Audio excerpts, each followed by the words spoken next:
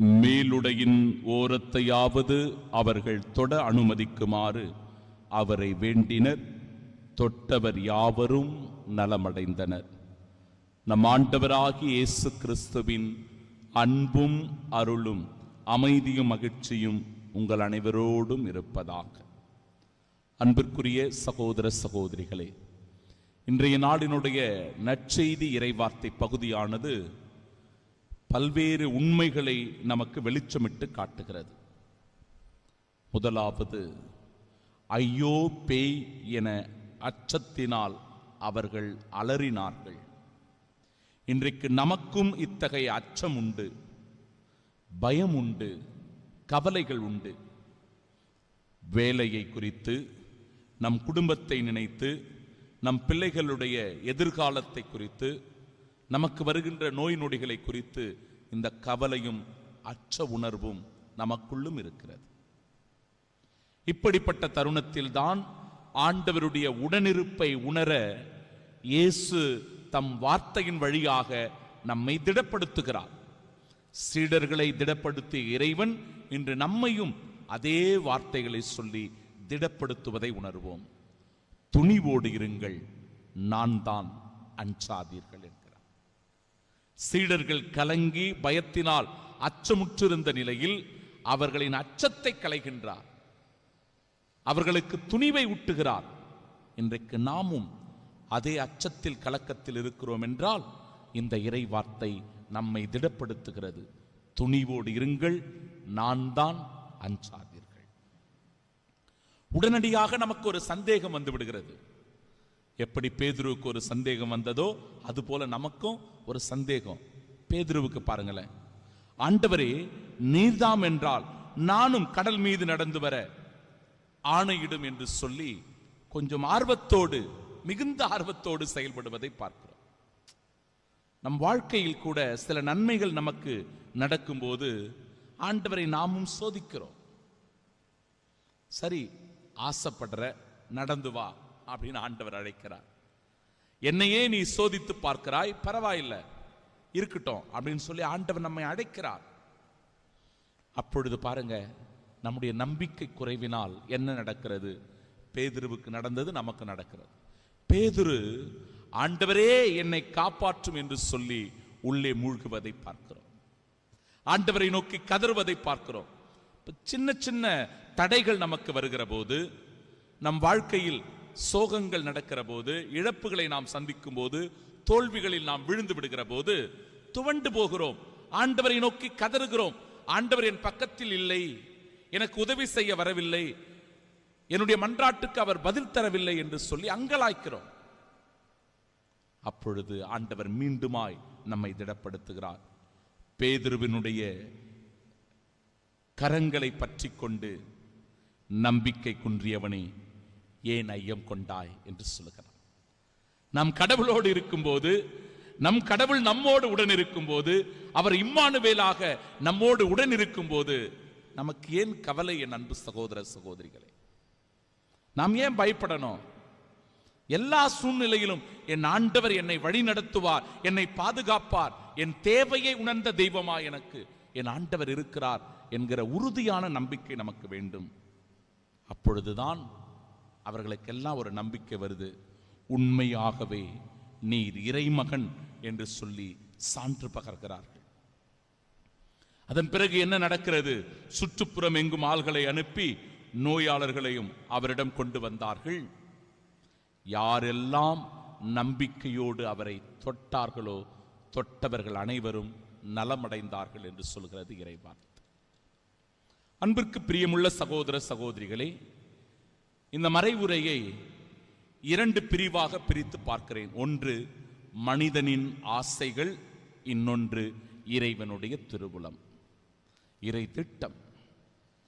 எப்படி மனிதனுடைய ஆசைகள் சில நேரங்களில் இறைவனுடைய திட்டம் செயல்படாமல் செய்து விடுகிறது என்பதற்கு இன்றைய நாளினுடைய முதல் வாசகம் ஒரு நல்ல உதாரணம். இறைவாக்கினர் அனனியா, இறைவாக்கினர் என்கிற ஒரு பெயர் அவருக்கு இருக்கிறது.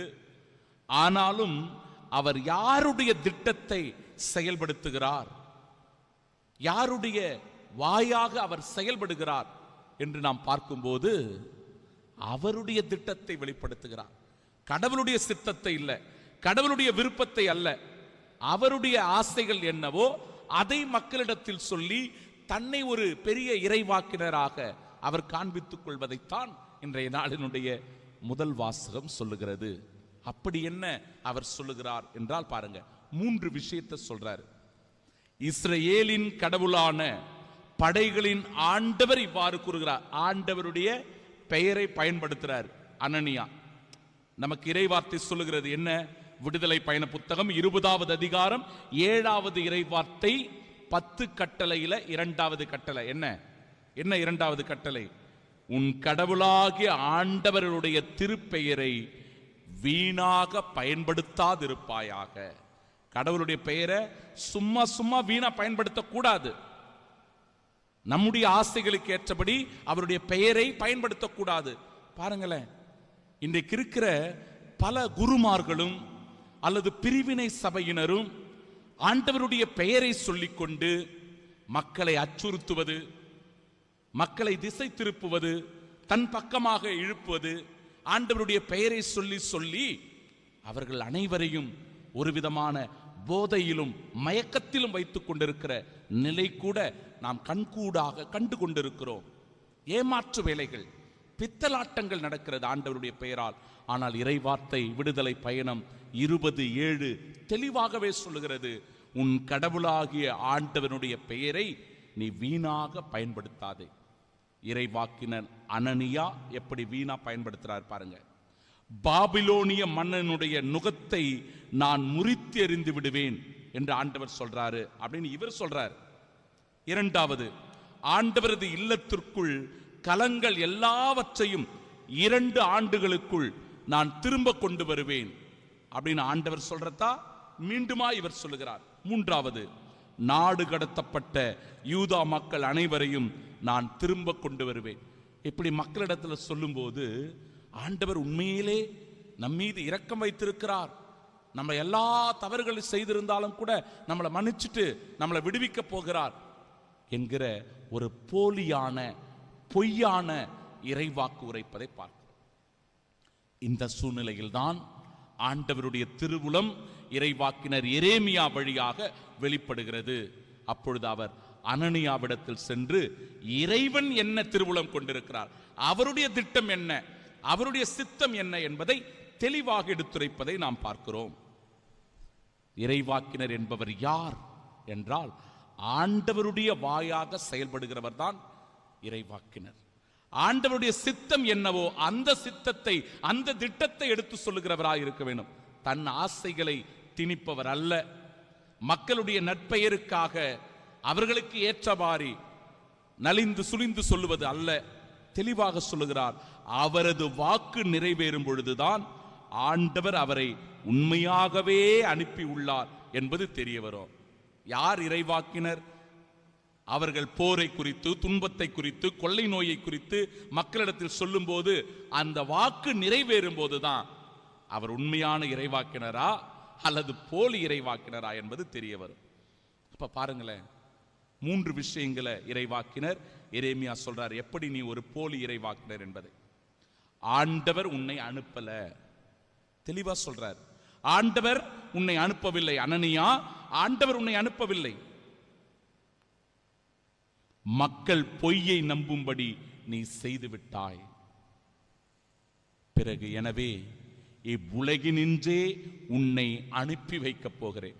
நீ செய்த தவற்றிற்காக, கடவுளுடைய பெயரை வீணாக பயன்படுத்தியதற்காக இவ்வுலகினின்றே உன்னை அனுப்பி வைக்கப் போகிறேன்.